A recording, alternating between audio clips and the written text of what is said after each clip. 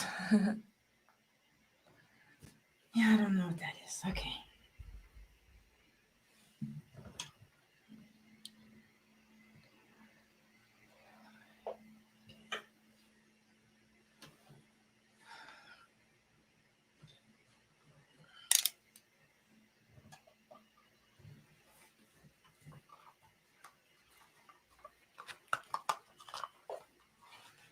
Check 1, 2. Check testing. Testing 1, 2. Check 1, 2.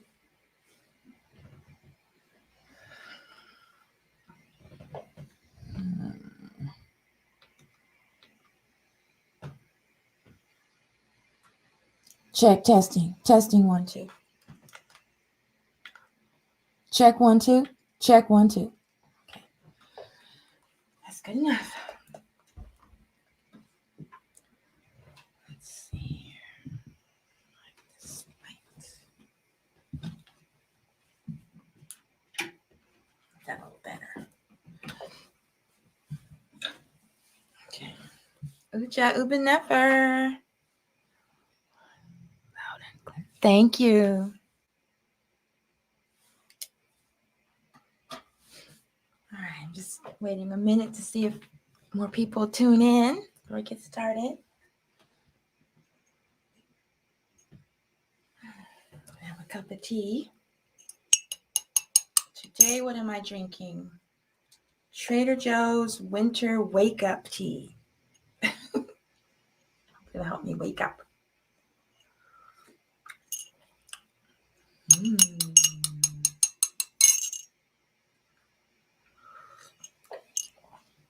What are we? Wait, what does this one say? What are we doing today? Thank you for tuning in today. Today is a presentation of ancient African adorations, where we are following the Nigerian calendar of holy days put out by Temple of Amun. And according to this tradition, today is the day that we honor the birth of Apep. And Apep is the Neteru of chaos and is the right-hand man of Set, the evil cosmic force of egoism. Do these pinhole glasses work? Yes, these pinhole glasses work amazing. I've been wearing them since the year 2003. And most people my age are using reading glasses or having laser surgery or contact lenses or prescription glasses. And I've been wearing pinhole glasses since 2003. And I can read with them or without them. The more you read them, the better your vision gets. And they force your eyes to focus rather than magnifying what you are looking at. And you can purchase these glasses from my website, lightbeingwellness.com/shop. And they were banned in the US by the FDA for 25 years. And now you can get them easily.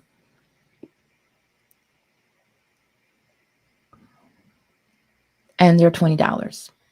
Hey, Queen, just wanted to let you know that you look very beautiful. I hope you have a wonderful day. Well, thank you for being here. Thank you very much. I hope you can stay for some of the music. Thank you for the rose. All right. Well, I think we're ready to begin. Somebody said they were going to tune. This is my first time going live on Twitter. So I don't know if they're going to show up. So I'm going live on TikTok, YouTube, and Twitter. And this has been a great experience. Okay, so welcome to Ancient African Adorations, where we are following the Nigerian calendar of holy days.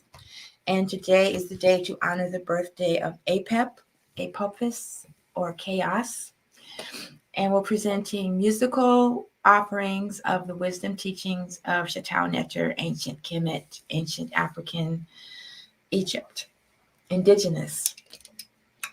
And like I said, today we're covering Apep. You can see an image of Apep in the announcement that I posted earlier yesterday, and also today I posted a little something about Apep. And it's very interesting to me. Encourage your videos to share your life. Oh, okay. Yeah, I think if you just tap the screen and push it, it sends out hearts, and then it lets more people know about the live stream. I was saying this is an interesting live stream because we're celebrating the birth of something that we strive to eliminate.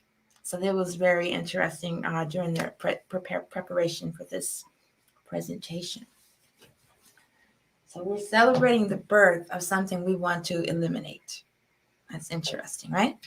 All right, so let's start with our opening prayers, or opening offerings.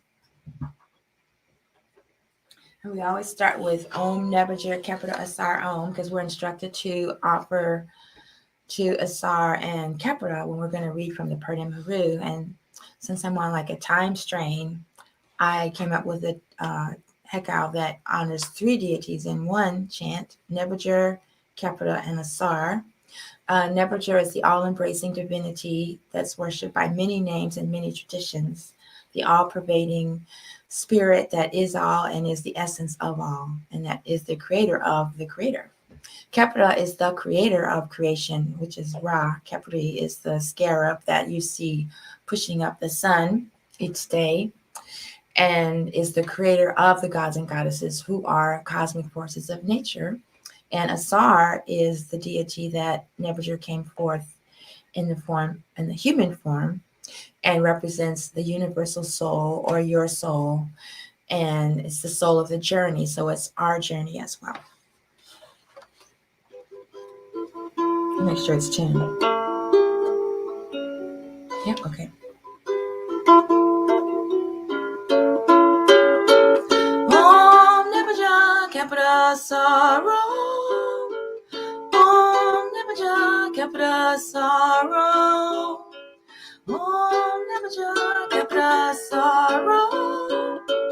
Om AstMaataJi capital sorrow. Om AstMaataJi capital sorrow. Om AstMaataJi capital sorrow. Om AstMaataJi capital sorrow. Om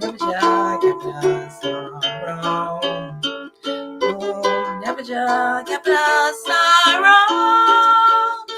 Om AstMaataJi capital sorrow.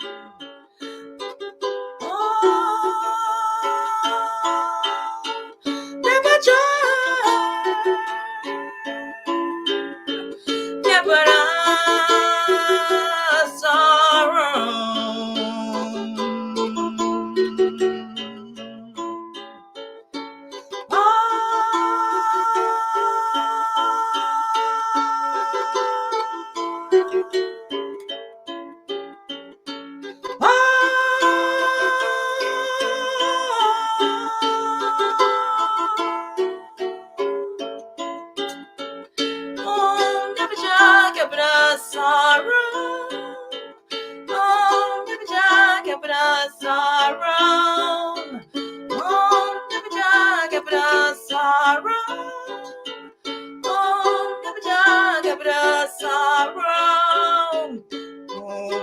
AstMaataJi capital sorrow. Om AstMaataJi capital sorrow. Om AstMaataJi capital sorrow. Om AstMaataJi capital sorrow. In case you're wondering, this is a Sapriwa. It's a Ghanaian harp that is similar to ones played in ancient Kemet. And I had a Uganda harp, which is just like the ones in Kemet, but it broke. So I'm on the lookout for one of those big harps, African harps. I've only found a few that are just for show. You can't actually play them. So I really love this one, made by Louis Afrifa.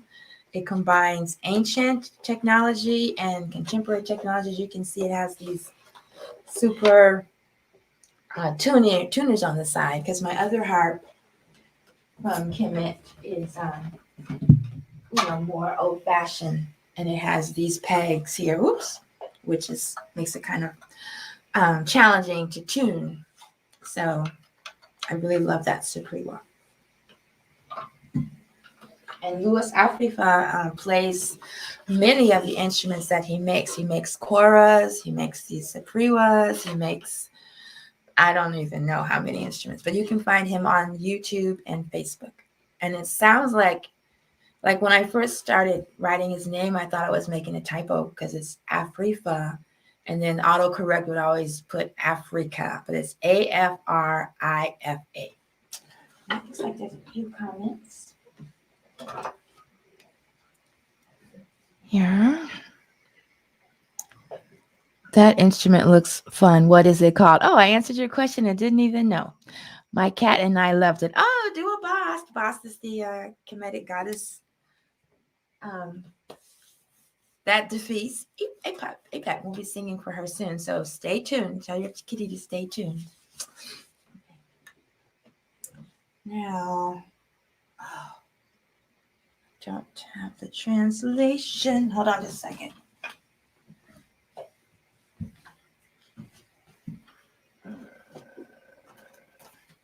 Yeah, I don't know.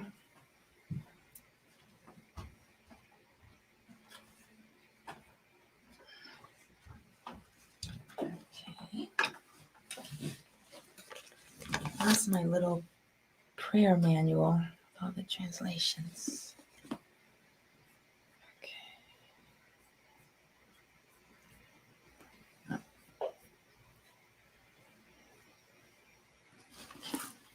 Okay, so here's the translation of the heka I'm going to recite next. It's called Apep, and it's in the Shatau Nectar Prayer Manual, which I couldn't find. So I'm reading the translation from the Pardon Review presented by Dr. Mwada Ashby, my spiritual preceptor. Adorations to Ra when rises in horizon eastern. Homage to Ra coming forth as Kapara. Kapara, creator of the gods and goddesses. Rising thee, shining thee, lighting up thy mother. Rising as Lord, king of the gods and goddesses. Your mother Nut does an act of worship to you with both arms. And Ma'at receives thee at the double season perennially.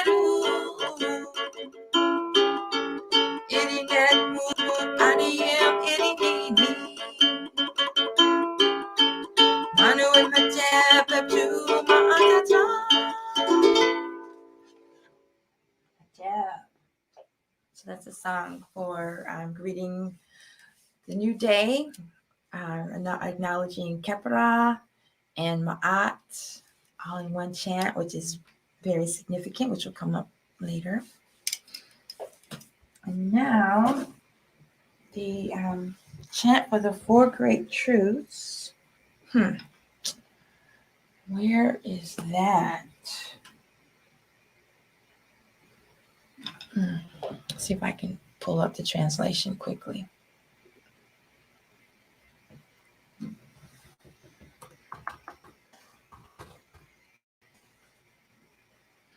I don't know what happened to my prayer manual. Couldn't find it this morning. Okay, here we go. So here is the translation of the Four Great Truths. And I will screen share it on the YouTube. Oh, there it goes. And the not yet. I sometimes wish I had an assistant. Okay. Share screen.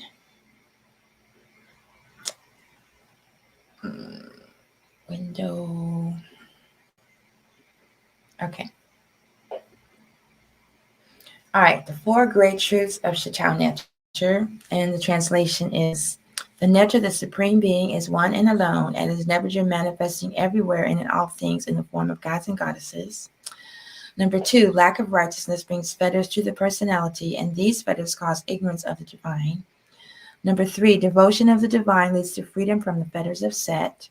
And number 4, the practice of the Ascetic disciplines leads to knowing oneself as a divine. This is called being true of speech. On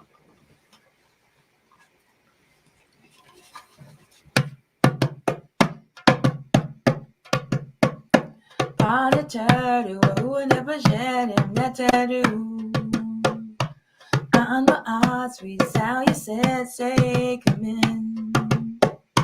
Say what you say, not fool inside you said. Adisheri rekabe makeru. On the turdu, and the bajeru, neteru.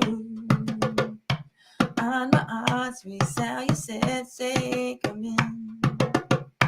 Say what you say, not fool inside you said.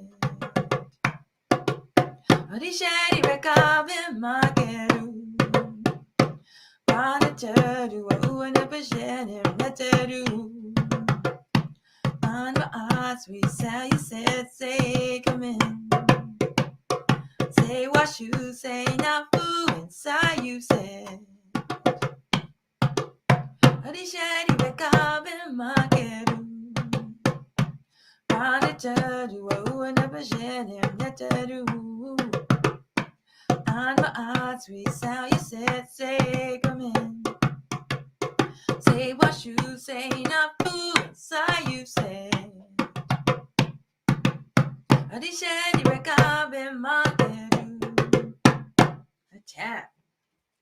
Yeah, that's a really great, invigorating song. I just love that one. Okay.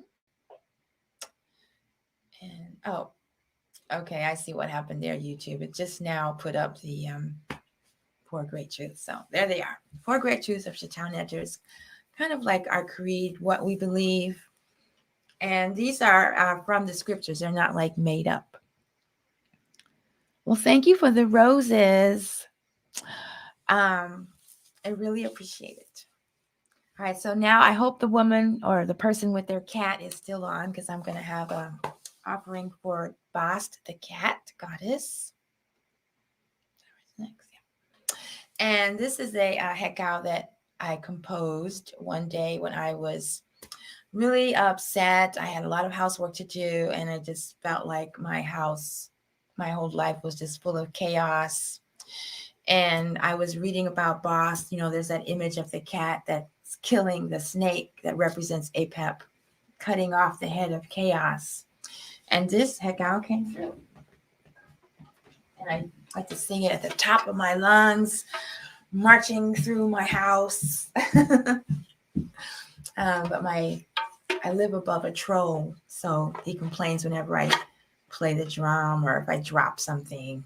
So I'm not going to sing it really loud, but kind of loud. All right, here we go. Here's the song for the kitty cat, through a Bost. And you can see the image on the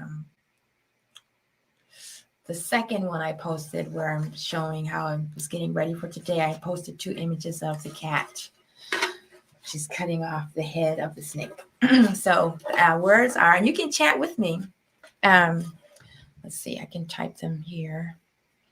YouTube. I don't know when TikTok is going to add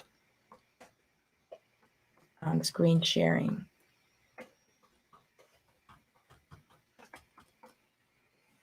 Let's see, make sure I got those right. Pause. Oh, okay.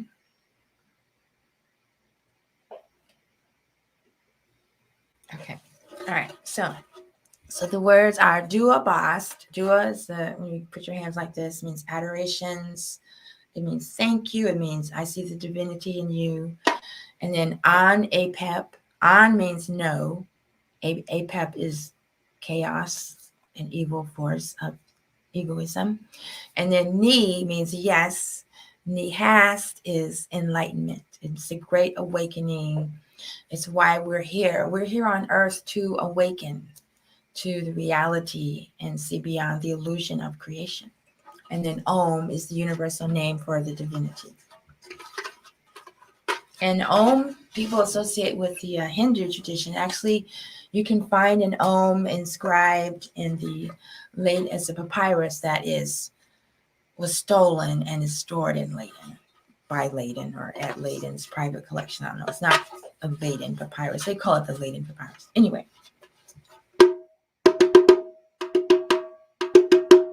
Here, I think I can. No, I can't comment on the TikTok live stream. I can't type anything.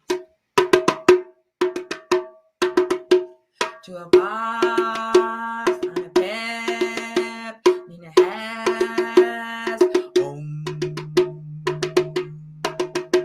To a Bost, on a Apep, Nina has Om. To a Bost, on a Apep, Nina has Om. To a Bost, on a Apep, Nina has Om. To a Bost, on a Apep, Nina has Om. To a Bost, on a Apep, Nina has Om. To a Bost, on a Apep, Nina has Om.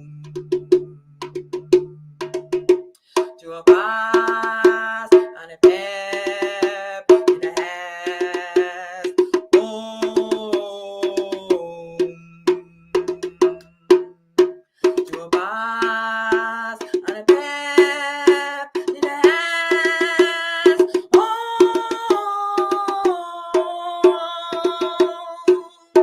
To a Bost, on a Apep, Nina has Om.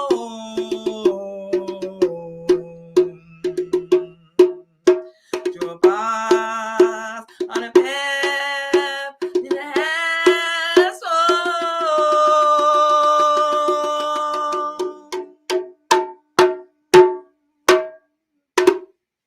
Apep, to a Bost. Yes, Bost has become one of my favorite goddesses. And but this program is not about Goddess Bost, so I'm not going to go into that. But I just love the way that she just cuts through chaos. And we're so fortunate we have the cosmic force that cuts through chaos, represented by a cat. And then we have the cosmic force of discernment that can tell the difference between real and unreal and open the ways, represented by a dog, Anpu. So I think that's kind of cute. Oh, looks like someone has tuned in on YouTube. Uja Ubin Nefer. This is my first time streaming on Twitter. I don't know if anyone's there, but I guess the replay will be there. I'm alternating platforms. I'm consistently on TikTok and YouTube, and then so many other platforms have live streaming now. I'm just trying them all out. I've left, Zuckerland. So I'm just exploring the different options for connecting with people. Okay, I guess we can stop. Maybe I can start having a slideshow presentation for this screen share. Oh, looks like there was another comment. Oh, beautiful. It's very powerful, very powerful. And some of these, heck out, I'm planning to record them in the studio and release them, on Spotify and stuff. But you can find them on my Bandcamp channel, the ones that have not been officially released. But it really does help clear the energy, and you can just get really, kind of have a lot of fun with your voice. There's no like only one way to sing it. It's just the intention. All right. What is next? I think next we're going to move into some of the teachings. All right. So how I usually start is I go online and just, type in the name of the holiday. And this one is the birthday of Apep. And not a whole lot came up. A lot came up for Apep, and I'm not sure if it's pronounced Apophis or Apophis. I just prefer the Kemetic pronunciations, Apep.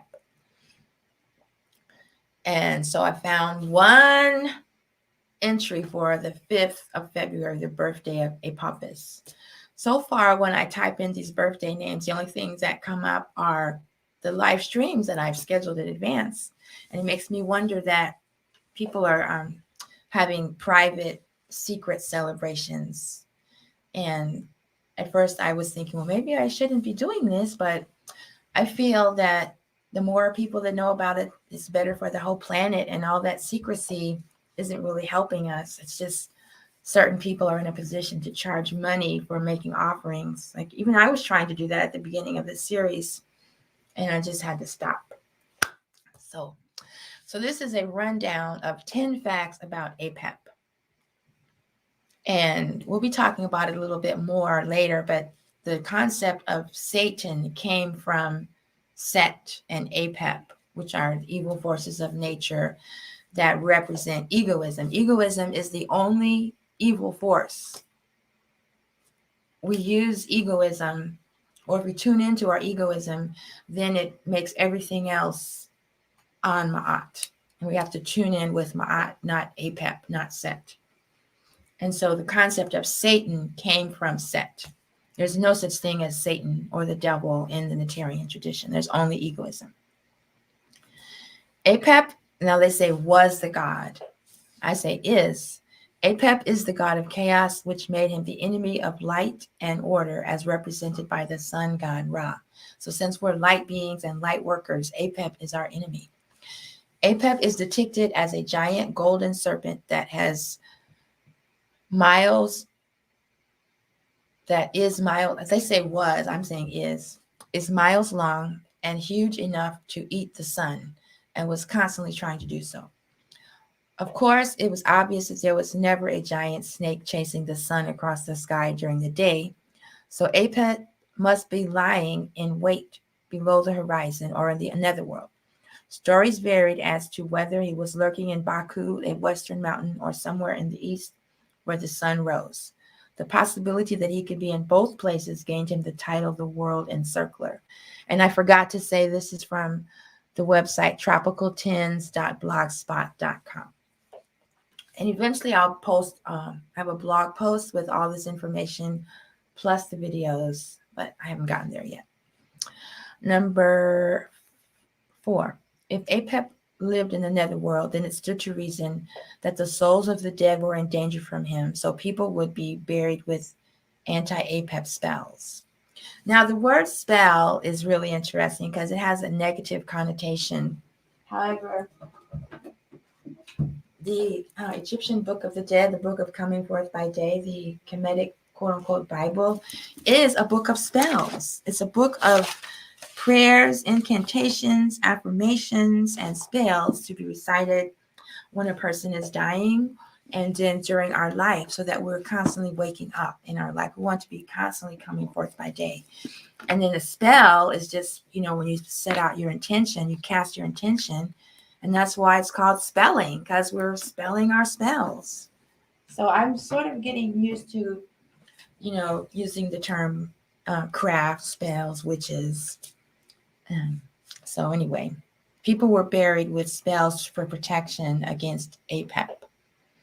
Apep was seen as the god of all evil and responsible for frightening natural events. Earthquakes happened because Apep was moving about.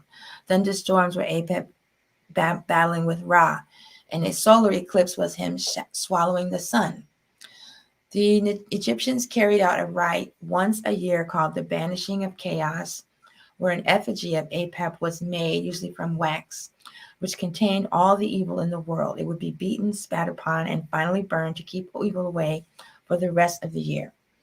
There are whole books dedicated to fighting the evil god.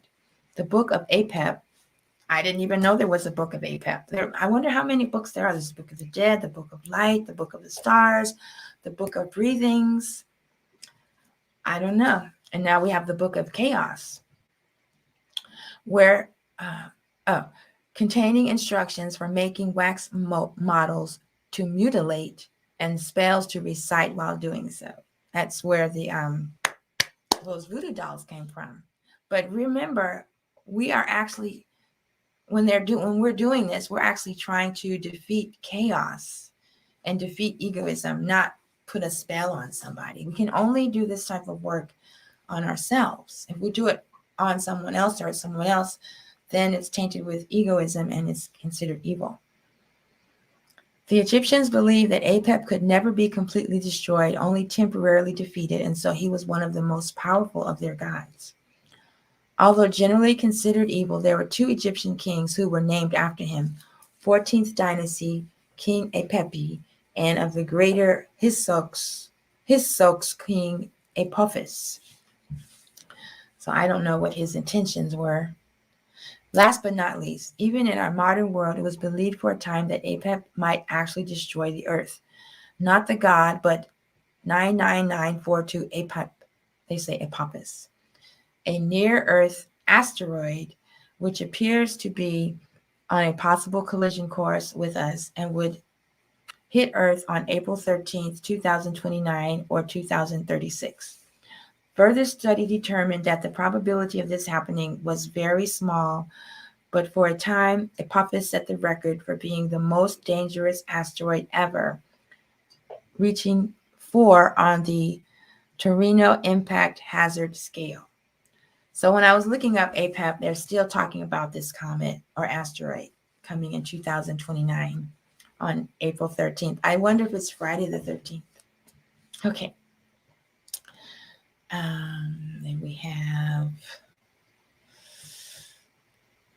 according to one myth, and this is from ancientegyptonline.co.uk. According to one myth, Apep would hypnotize the sun god and all of his followers except Set, who would repel the serpent by piercing his side with a great spear. In some texts, Apep would trap the boat of Ra in his massive coils, referred to as sandbanks, to cause the waters of the netherworld to flood to overwhelm him. In other texts, Apep was equated with Set, who was, after all, a god of chaos, and an army of major and minor gods and goddesses. And other unnamed gods would defend him. The dead themselves, sometimes in the form of the god Shu, could also help fight Apep, helping maintaining Ma'at order. Apep would swallow the sun god, but they would cut a hole in the belly of the snake to allow the sun god to escape. If they failed, the world would be plunged into darkness. Where's the one that talks about how he was born? That's what we're trying to find out. As you can see, they don't really talk about how he was born. I did find one reference. There it is. Although he was believed to have existed since primeval times, Apep is not mentioned by name until the Middle Kingdom. It is possible that he was born out of the chaos and uncertainty brought about by the end of the Old Kingdom. However, some experts have questioned whether the first intermediate period was actually a dark age, and it is also possible that depictions of large serpents on pre-dynastic pottery may relate to him.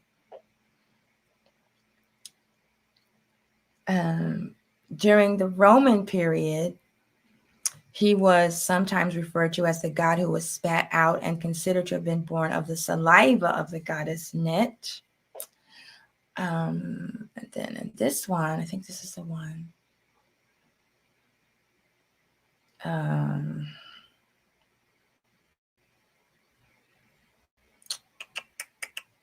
No, that's not the one. Maybe here. It was Wikipedia that had this information. Okay. Let's see if I can make it bigger. Okay. The few descriptions of Apep's origin and myth usually demonstrate that it was born after Ra, usually from his umbilical cord, combined with its absence from Egyptian creation myths. This has been interpreted as suggesting that Apep was not a primordial force in Egyptian theology, however, but a consequence of Ra's birth. This suggests that evil in Egyptian theology is the consequence of an individual's own struggles against non-existence. Let's see, we got a comment here. What's going on? I don't know. Okay, what's going on? This is Ancient African Adorations, and we are honoring the birth of Apep Chaos in the Tyrian tradition. And I offer wisdom teachings and music. So right now I'm reading about Apep and the birth of Apep, and then in a few moments I will be back with music. So I don't know if you stuck around long enough to find out, but that's what's going on.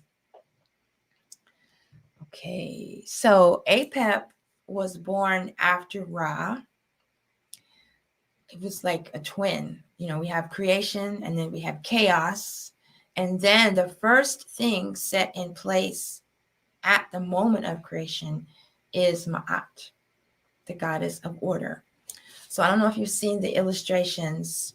I don't know if I have one. I'm not ready to show that on YouTube. Sorry, maybe next year. Uja, Uben Nefer.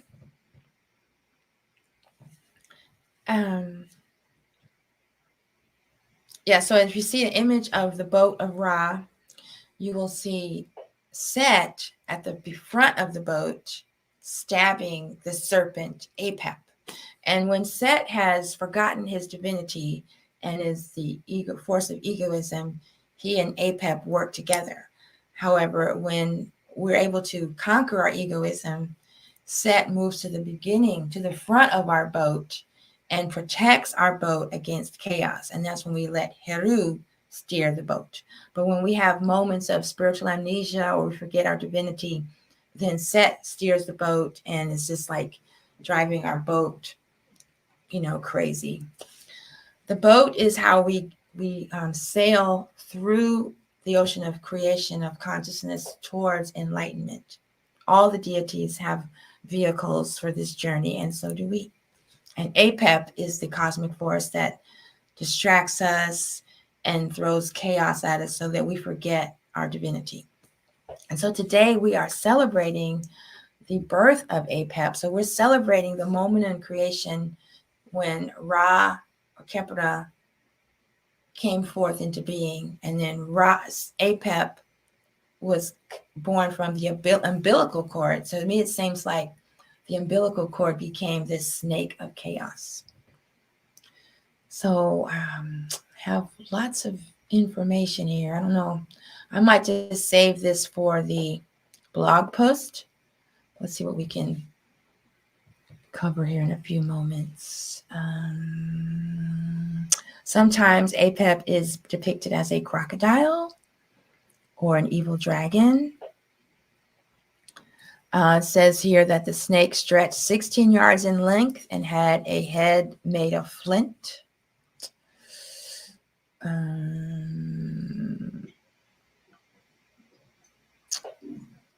Ra's victory each night was thought to be ensured by the prayers of the Egyptian priests, priestesses, and worshippers at the temples. You know, because when the sun went down, they were kind of scared that Apep and Set would take over. So they have the ritual, the Banishing of Chaos. Then they have in the book of Overthrowing Apep, we have chapters that describe the gradual process of dismemberment and disposal of Apep, which is one, spitting upon Apep, cutting Apep, or defiling Apep with the left foot. If you see statues from ancient Kemet, you see them always with their left foot forward, stamping out Apep. Taking a lance to smite Apep, fettering Apep, taking a knife to smite Apep, or putting fire upon Apep. So those are ways that we can defeat chaos. Like you could use those in your meditation or your visualization. Yeah, I'll save the rest of this for the blog post, which may not be till next year, but okay. All right, so now let's switch over to some books by Dr. Ashby. Wait, what was this? World history. Oh, and then there was some rituals called execration ritual, where they recite curses. They recite curses for Apep. I don't know. I guess you'd find those in the book of Apep. I think overthrowing Apep is what it's all about. So I will just put these together in the blog post and get back to the music.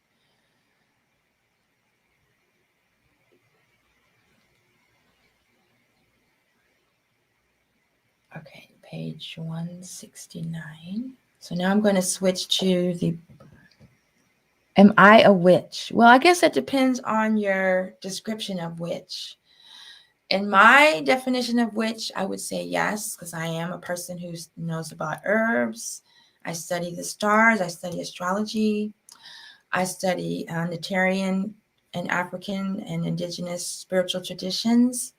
And I chant in indigenous languages. And I practice manifestation. I work with crystals and herbs. And I had a few miracles happen. The most important aspect is that I am not Christian. And I think in Christianity, anything that is not Christian that deals with spirituality is witchcraft.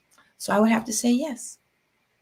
I don't wear a pointy hat, and I don't have a big nose. Well, I guess my nose is kind of big. It's not a pointy nose. I think it would depend on your definition of witch. So let's see what your definition of witchcraft is, and then we go from there. All right, I said more music, but what I really meant was wisdom teachings of Chateau Netter. That's what's next. So, and then we're on page, Purdim Haru, page 97. The Purdim Haru, page 97, talks about Apep.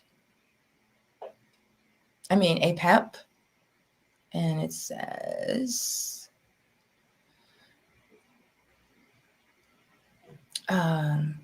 this is describing the image of the cat.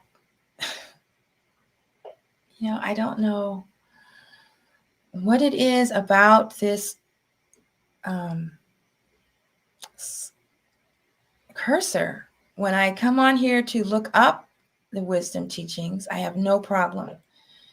And then when I come on the live stream, the cursor just goes berserk. Okay, let's try this. Apep. It takes up a lot of time.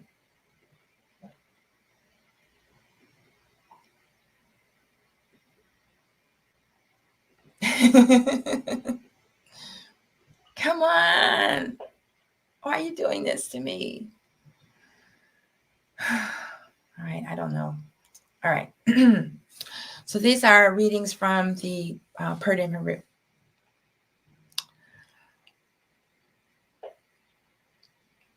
Okay, so this is talking about the time when your heart is being weighed against the feather of Ma'at and you decide what's going to happen to you next.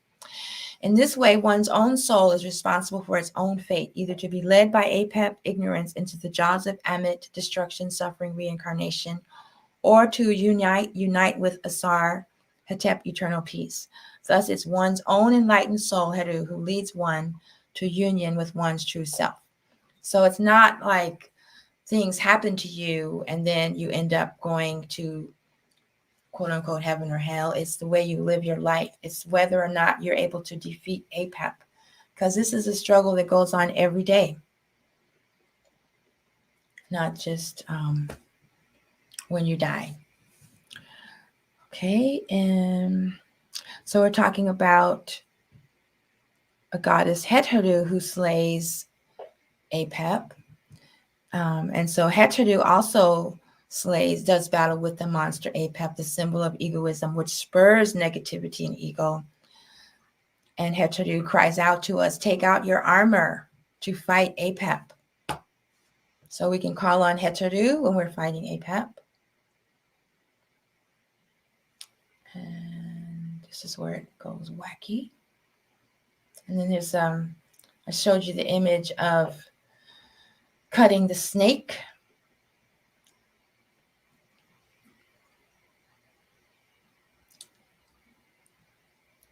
Just representing the negative impulse within us, which is really based on our REU.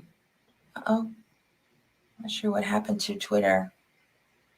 Guess Twitter's gone. Okay. Maybe it only lasts 45 minutes.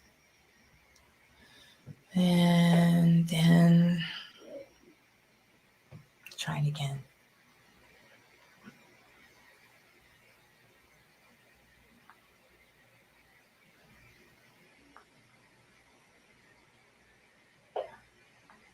Okay. And anything else? Sorry, this cursor is slowing me down. Okay, this is the quote from the Perde Maru from chapter 19. Be in peace with me. I see your beauties and I prosper upon the land. I smile and I defeat the ass fiend as well as the other fiends. There you go. Grant that I may defeat Apep in his time of strength and to see the pilot fish of the divine boat of Ra, which is in its blessed pool. I see Heru in the form of the guardian of the rudder. Jehudi and Ma'at are upon his two arms. Received am I in the prow of the Mandet boat and in the stir of the Mesektet boat. Ra gives divine sight to see the Aten, to view the moon god unceasingly every day, and the ability of souls to come forth, to walk to every place they may desire. Proclaim my name, find him in the woodboard of offerings. There have been given to me offerings in the life-giving presence, like it is given to the followers of Heru. It is done for me in the divine place, in the boat on the day of the sailing, the journey of the god. I am received in the presence of Asar, in the land of truth, speaking of the Ka of Asar, and then you would insert your name. So these are prayers to help us as we defeat Apep. And like I said, I will include them when I make the blog post. Alrighty. I think that's all from this book. Oh, and then it's chapter 9. Here it is. This is what I was looking for. Chapter 9 is the chapter for repulsing Apep, the embodiment of evil. And when we recite from the Perde Maru, when we say Asar and then there's a blank, then you install your name. I, Asar, Arit, speak now to Apep. You are the evil of unrighteousness, which strikes like a serpent and thereby draws human beings to their ruin. Listen, I have lived a righteous life and I have discovered my greatness. I am not like one of those weak people who are powerless against your schemes and tricks of temptation and delusion. Your poison of desire, falsehood, hatred, and fear cannot enter me, for I am so subtle due to my purity that I am as if hidden from you, like Amun, the hidden spirit which pervades all. I am beyond your grasp because I am one with God. I am the single one who is in the primeval waters of creation. Thus my essence is that of the gods and goddesses. I am the same God, the supreme one, who has a myriad of mysterious names. I am the God who depends on nothing, but on whom all depends. I am the God who made this creation and who dwells there for millions of years. I was born of Tammuz, the first divinity that came into existence. I know this. I am one possessing the knowledge of the innermost truth. Again, this is just wisdom to help us, or spells to help us defeat Apep. When I'm reciting these type of intentions or incantations or assumptions or affirmations or spells or prayers, I visualize a ribbon or a stream of energy of light particles that carry these energies and words and spells, and they envelop me with protection, with light. Like we talked about the goddess Net, the weaver, all of these words and spells are weaving a protective layer around us. And then when we infuse the music with the spells, then it's even stronger. So that's why I do this work, in case you're wondering. Why am I reading from the Purdon Harut? So I have a chant for this chapter for defeating Apep, but we're celebrating the birth, so I'm not going to do that one right now. Okay, and so the last thing from this is from the gloss. The vignette for this chapter gives insight into the qualities which must be developed in order to succeed in repelling evil Apep in the human personality. Remember, all this is for purifying ourselves, our life, our souls, our spirit. It's not about casting spells on people. It's about reducing the impact of egoism in our minds, our hearts, and in our lives. The initiate holds 3 standards, meaning that he, she supports, follows, and adheres to those teachings and powers symbolized by them. From left to right, the first standard is Jehuti, the god of writing and intellect. The second is Heru, the god of willpower and spiritual aspiration.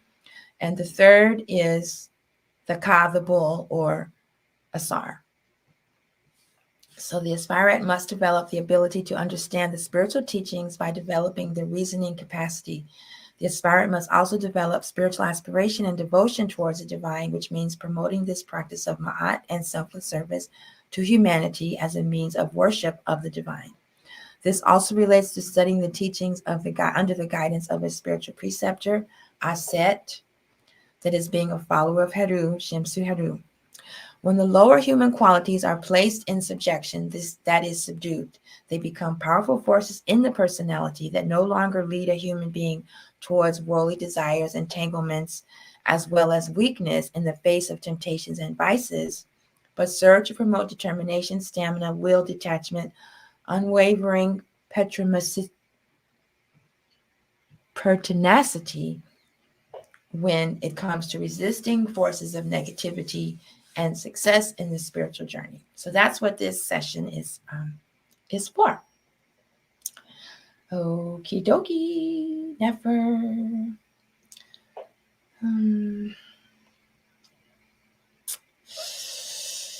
Oh, there's always so much teachings. Okay, this one, and then we'll get to the music.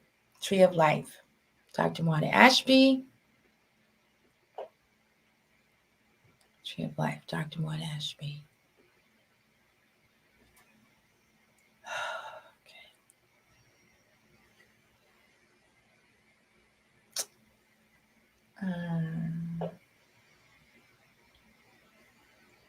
Come on, cursor. No, I want to go the other way. I'm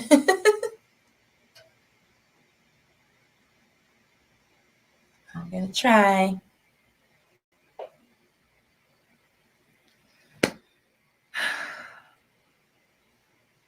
Like I said, it worked perfectly when I was working on this presentation.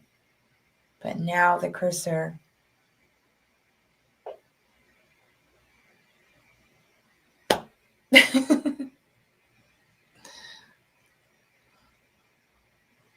Okay.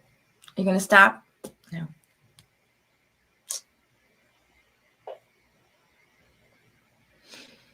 Okay. I have no words to describe what's happening right now.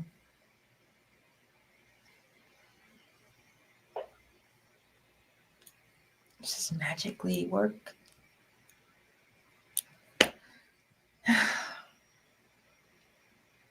Okay.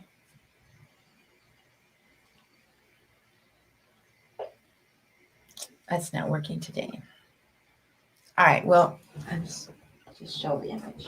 Okay, so this is an image of Set and Heru. And this is the image where Heru has two heads. He has one head pointing this way, leading to spiritual aspiration and victory. And then this head is leading this way to egoism and chaos. And Apep is what comes up and causes this situation.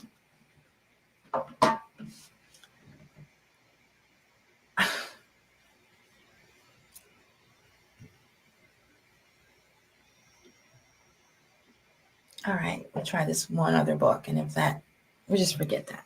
All right, let's just go on to the next section because this is just Apep. Perfect example of Apep.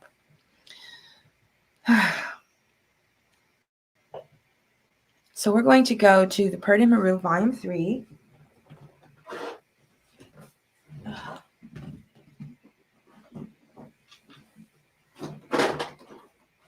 And these are books by Sebai Ma, where he takes different scriptures and translates them according to his method called the trilinear method, where he has the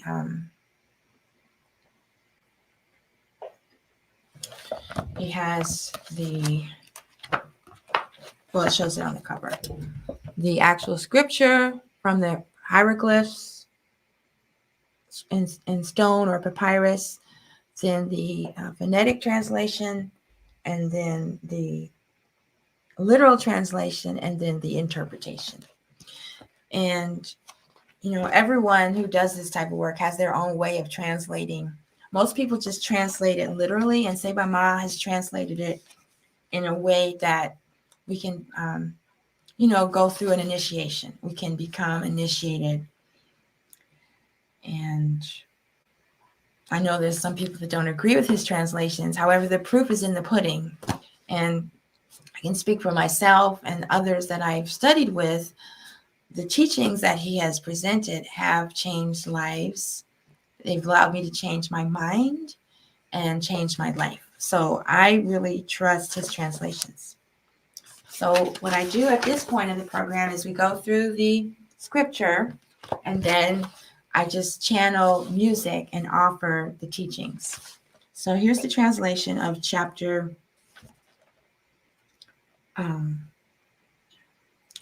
this says chapter 13, verse A and verse B. And it goes like this. Apep pu unenef em tep in uaker maat ki jed heru pu unef em tepu unin uaker maat ki ker isfetu. Is this the one I wanted to do first? Wait. Isfetu. Yeah. Isfetu. GDF Isfetu in REZ Ma'at in Shimsi Ker Ziyah. And the transliteral translation. It is Apep, the fiendish personality, a confederate upset, the egoism of the personality, that Apep, when he is in the state of having one of his heads being under the control of righteousness, order, and truth. And it's again that same illustration of the Harufi. It's called Harufi when Haru has two heads. Another way to understand it is we are talking about Haru, the redemptive spiritual aspiration quality of the personality, when he is in the state where he has two heads, also known as Harufi, having two opposite directions, two opposing dispositions, one being under the influence or control of Ma'at, order and truth, and the other being under the influence of unrighteousness and wrongdoing. Set to the person who does unrighteousness and commits acts of wrongdoing, he, the divine, gives that adversity to them as a result of their unrighteous actions. To the person who follows order, truth, and influence of righteousness, they get that prosperity as the result of their righteousness. Therefore, having two heads and being often conflicted, sometimes one gets positive results of one's actions and sometimes negative.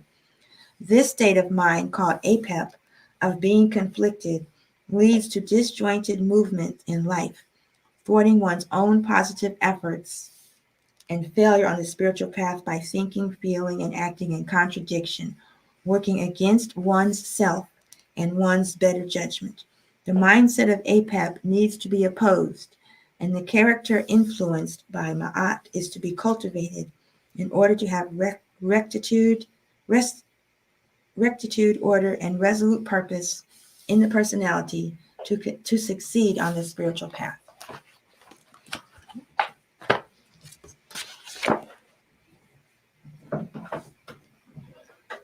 So at this point of the program, I have the teachings typed out in front of me, and I'm just going to play music and offer them. I didn't rehearse this earlier. I just got ready.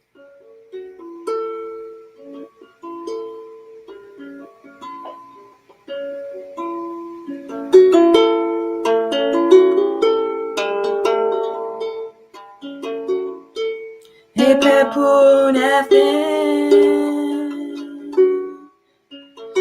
Tepenua Kema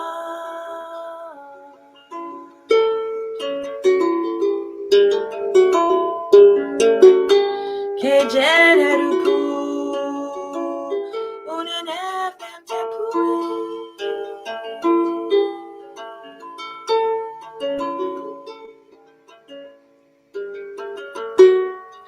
Unenuake Make Kerespetu TDF Espetu Hierarchies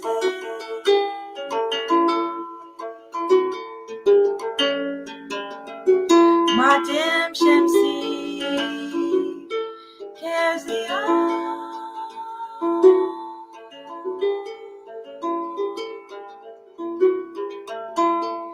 Epepun and Epen Tepenua Kema Kiji Generepu Unenefem Tepui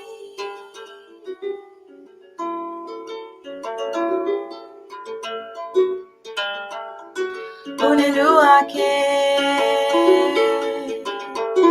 Maki Keris Vetu DDF is Vetu and Arisi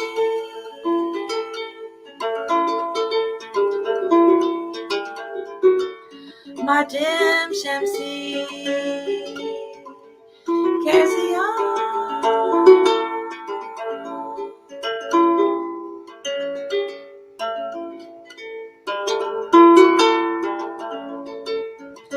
Apepu and Afin Tepenua Kema Kejerupu Unenefem Tepui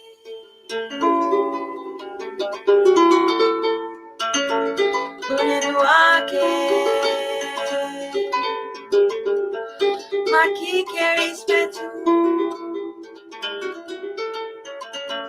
DDF is Betu and Odyssey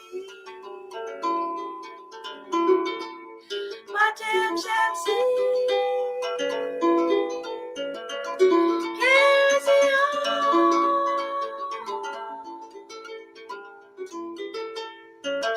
one more time.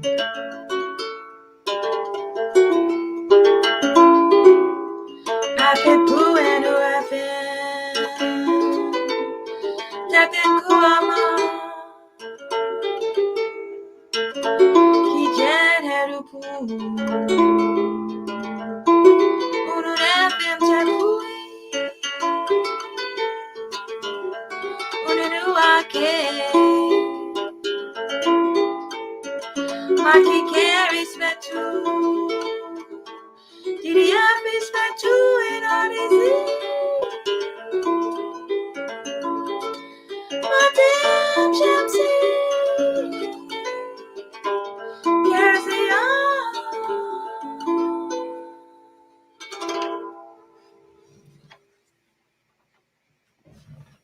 Yeah.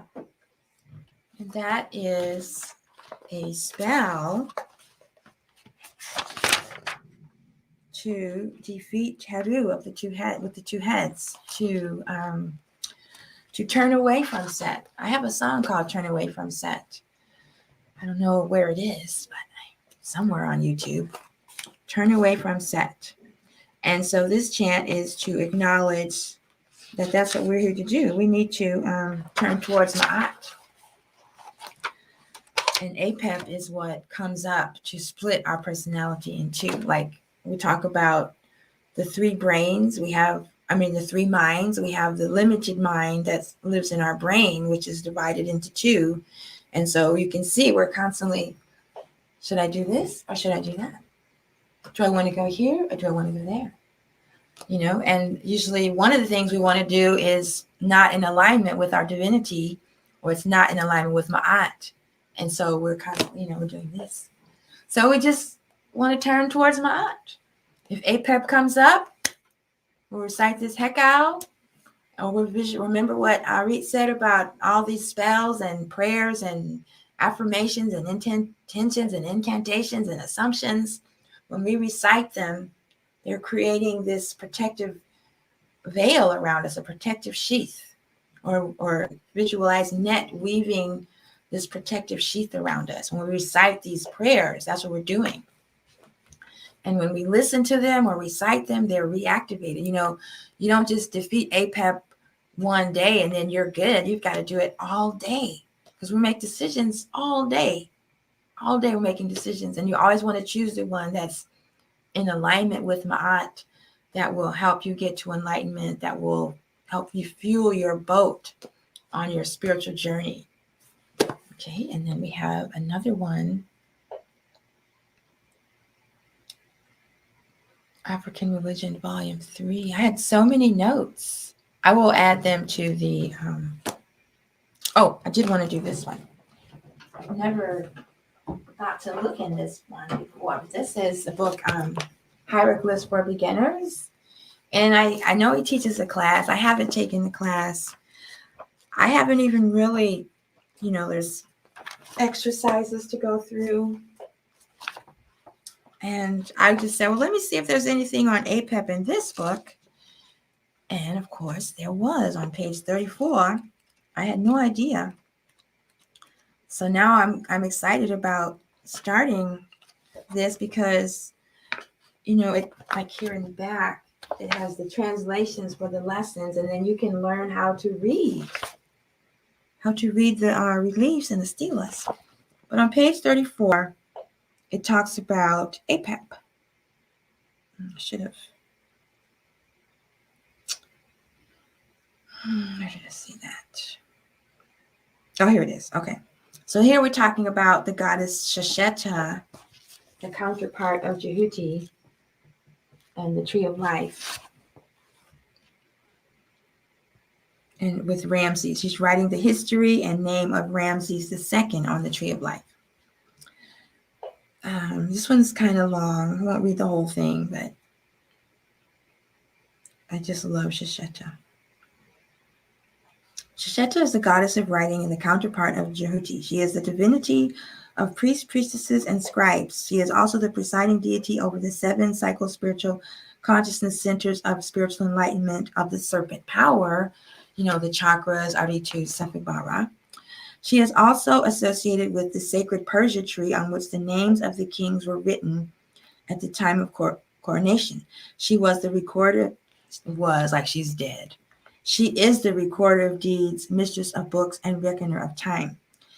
The Persia tree was associated with the goddess in the feline form, Bost, who resided in the city of Anu, Heliopolis of the Greeks, and slew the demon serpent Apep, who was the enemy of Ra and also of all souls. The term Shetat and Seshetat are the secret rituals in the cults of the Egyptian gods. Shesheta's writings of the mysteries creates a dwelling place for the initiate, a place wherein the opening of eternity is possible. In this house, constructed by the words of wisdom and the transformative power they have, the pillar, seven cycle spiritual centers of the subtle spine of Asar is opened, and the creative force Kanum, the god of the base of the spine, or the geographical ancient Kemet, opens the floodgates of the subtle Nile. So that's the energy of our Kundalini. Like they're describing a place, but they're really describing this flow of energy of the Sekhem of the Kundalini. And I'm not sure why Apep is in here, but I almost read the whole paragraph, so we'll stop. I think what it means is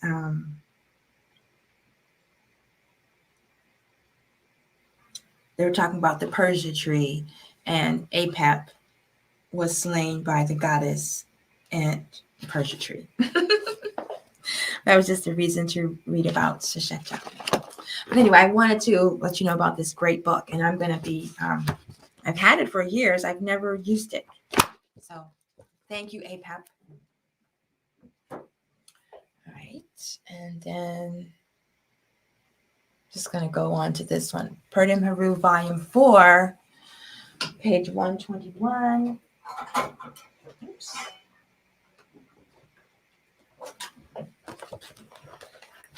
And this is to invoke Ra to conquer Apep. Again, it feels kind of weird to celebrate the birthday of someone and then spend the whole time figuring out how to defeat or eliminate them.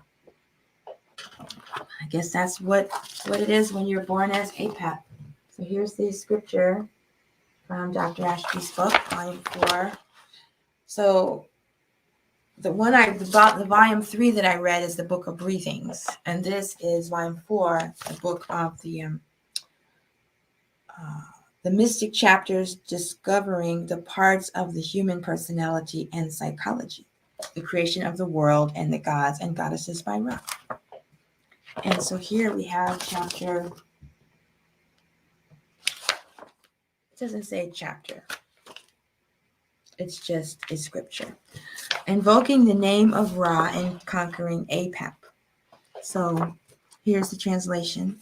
The practice of invoking God's name defeats the inimical forces. It has the effect of creating, by those who do it, words of power for causing those inimical forces, Apep, primary among them being Apep, the divinity of chaos and disintegration, to be as if bound, tied up, and overpowered. So in the spiritual tool I'm using about weaving a protective sheath around us with these words, at the same time, we're removing the fetters of Set, the bandages of egoism that are constantly being wrapped with because of Apep and Set and egoism. So on one hand, we're removing the bandages, the fetters of Set, and we're breaking free of our egoism. And on the other hand, we're weaving our own protective shield, protective veil. So it's two things going on, which is perfect because we're in the world of duality. So on one hand, we're defeating Apep. And on the other hand, we're weaving our protection, which we can use to resist Apep. So we've got two things going on here. So that was the translation. Now I'm going to use this little heart. Let's see if it'll work with us today.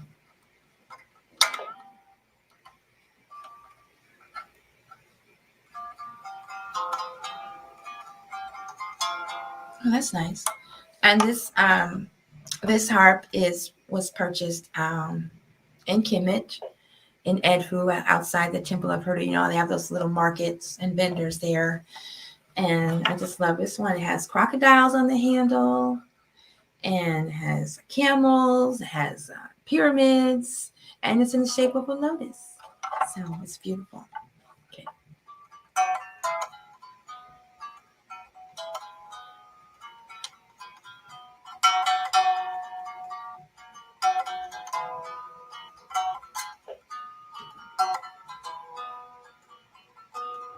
Shenutsen,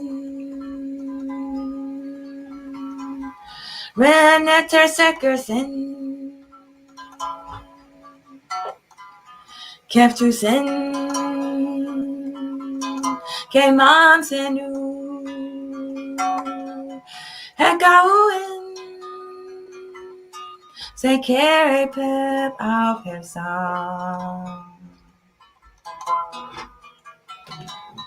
Shenutsen,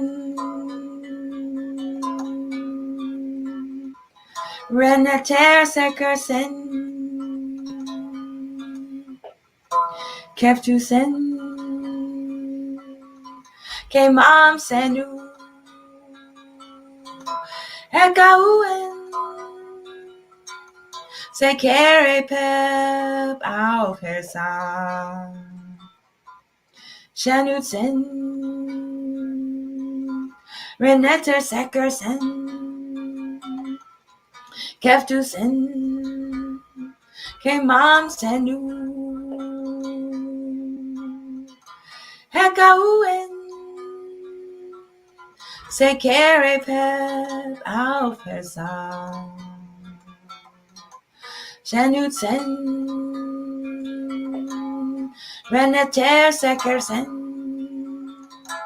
Keftusen, Kemam Senu, Hekauen, Sekere Pep Apophis.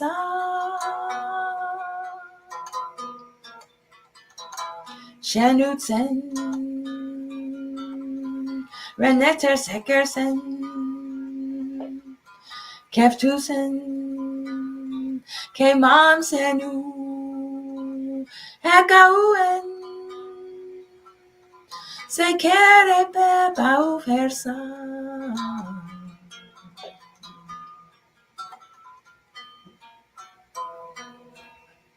Good job. I'm going to read the translation one more time.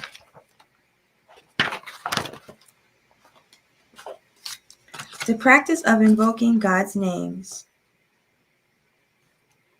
defeats inimical forces. So just by chanting the names of the netters, we can defeat Apep. That's pretty powerful. We already knew that though. It has the effect of creating, by those who do it, words of power for causing those inimical forces, primary among them being Apep, the divinity of chaos and disintegration, to be as if bound, tied up, and overpowered. So what I'm getting from reading at that time is not only are we breaking free of our fetters and weaving a protective shield around us, we are binding up Apep at the same time. So this is 3 actions in one when we're chanting and invoking the names of the netters. Hey, I love that. All right, and then we have also on this page some proverbs from the Kabbalion, ancient Kemetic proverbs. And these are based on later Hermetic period writings. You know, Hermes is Jehuti. When the Greeks first took over Kemet, some of them tried to keep up the indigenous practices. And then later on, I think it was 450 AD or 350 AD, I'm not sure. They closed all the temples and then built churches over the temples. So when we talk about the Greeks, we have to acknowledge there were probably Afro-Greeks, just Greeks, like they call us Afro-Americans. They were Black people whose families and ancestors and relatives had all been practicing Natarianism. And then when Greek conquered Kemet, some of them, the young people or the people that were still alive, kept up the traditions. They even built temples like the Temple of Aset, the ones further south. They built them over the original sites. When I first started going to Kemet, I was like, well, why is the Temple of Aset Greek? I had that attitude. And then I started to understand that the early Greeks living in Egypt were actually Kemetic, that were forced, just like we are Black people, African people, indigenous people, forced to live in America. We were already here, and the Americans came and said, trust us, follow us, or die. Just like when the Christians came with the Nicene, not the Nicene Creed. Yeah, well, when they came up with Christianity in 454, whatever it was, when they came up with Christianity, they went to all the indigenous people of the North, all the quote unquote pagans, and said, stop your practices and follow Christianity or die. So I believe and feel, sense, and know the same thing happened with the early ages of the Greek conquest. They were still trying to remain true to Kemet. And then when they shut the temples and started building churches and mosques over them, then they went to go into hiding, underground Kemet. Ooh, underground Kemet. I like that. So anyway, here are some proverbs based on later Hermetic period writings, presented with as parallel philosophical concepts of using vibrations such as those that arise from speech and music, along with the energies behind the speech, cultivated by the study of ancient Egyptian philosophy to change the states of matter and mood. The person was asking if I'm a witch. Scammer alert, prove me wrong. Answer. Scammer alert, prove me wrong. I'm not really sure what you are referring to. Scammer alert. Answer. Answer what? Please rephrase your question, because right now you are representing Apep. So thank you for being here, Apep. But you're not going to stop me from continuing my podcast. Okay. To change the states of matter and mood feelings so as to promote a conducive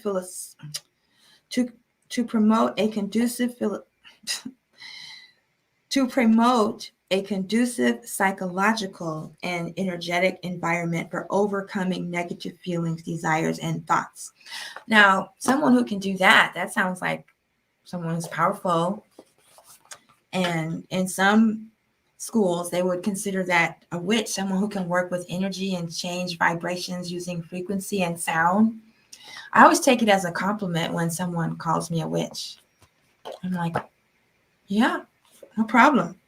I'm also an enchantress, a priestess, a devotional musician, making offerings, healer, sound healer.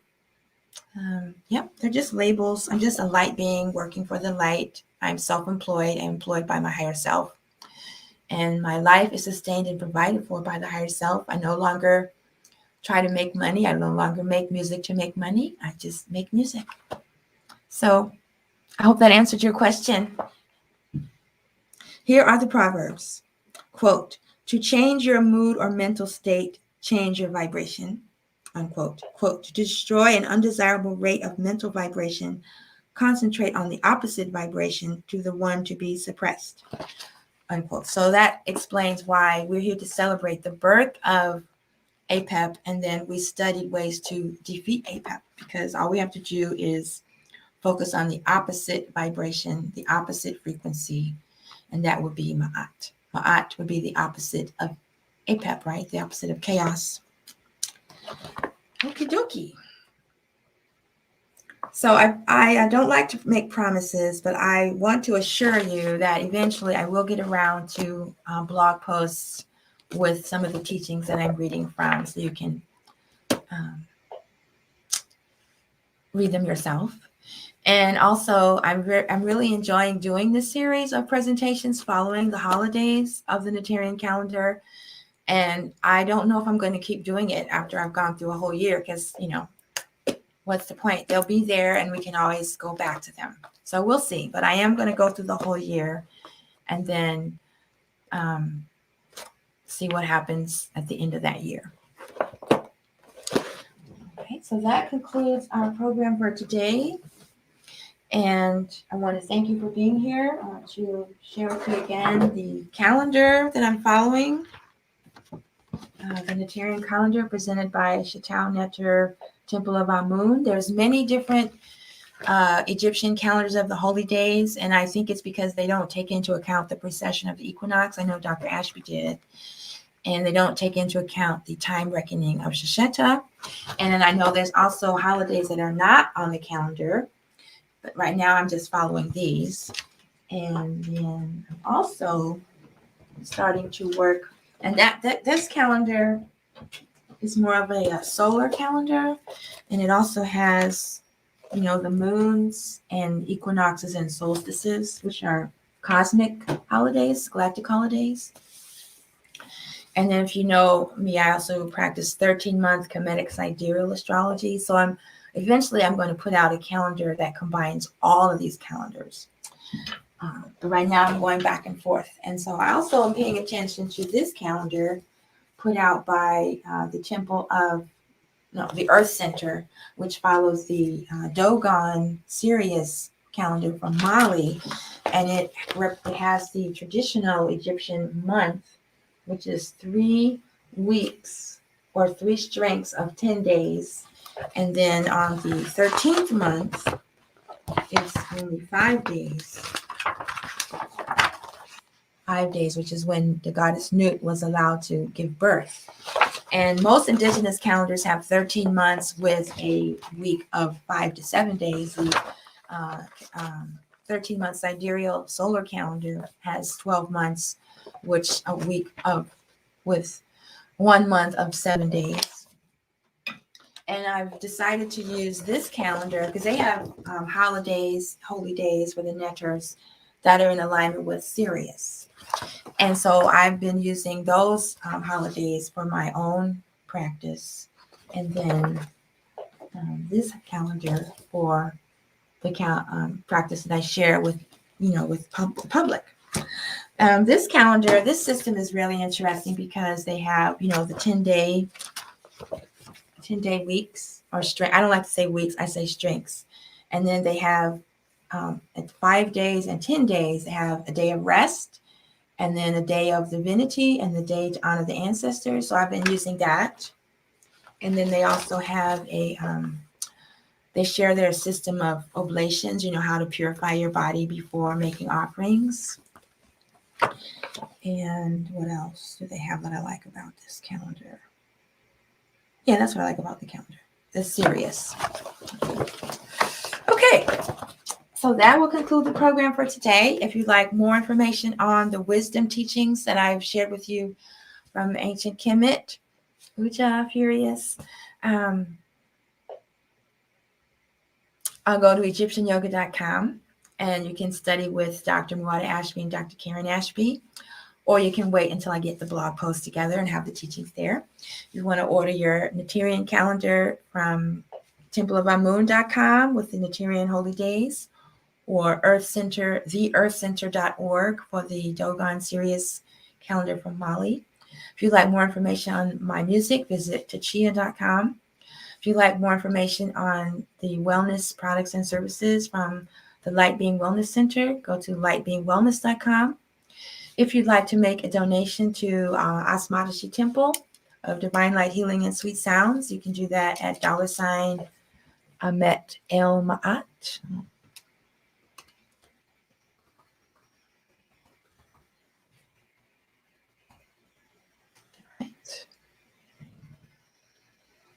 No, it's not right.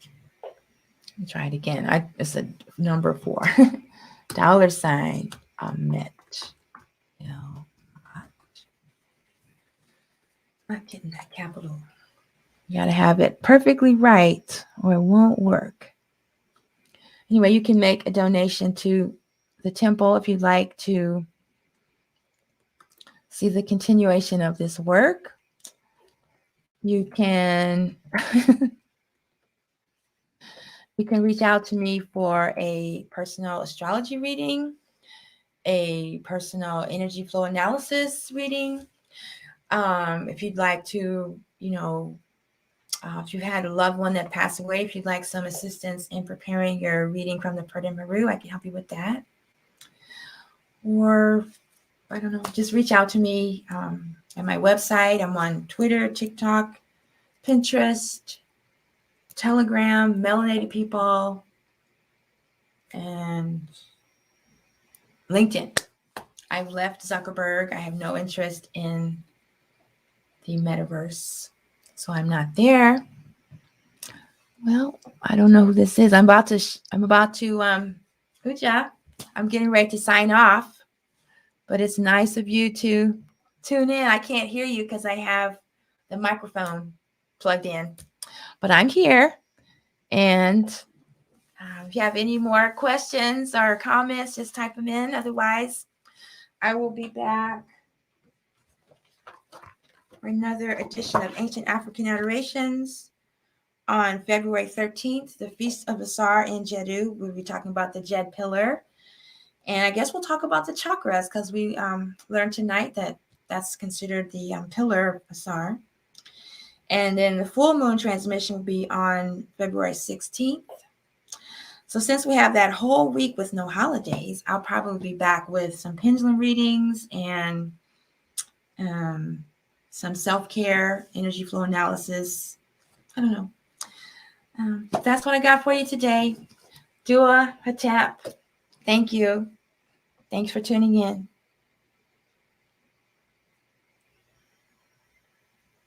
Dua Hatap.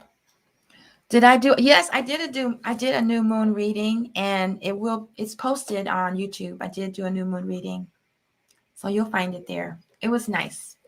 I did a new moon reading and also the spiral dance medicine wheel for the middle of winter, and they're still effective until the new moon is still effective till the full moon, and the spiral dance medicine wheel is always effective. And also we are no longer in retrograde, so that's nice too. Okay, Dua Hatap.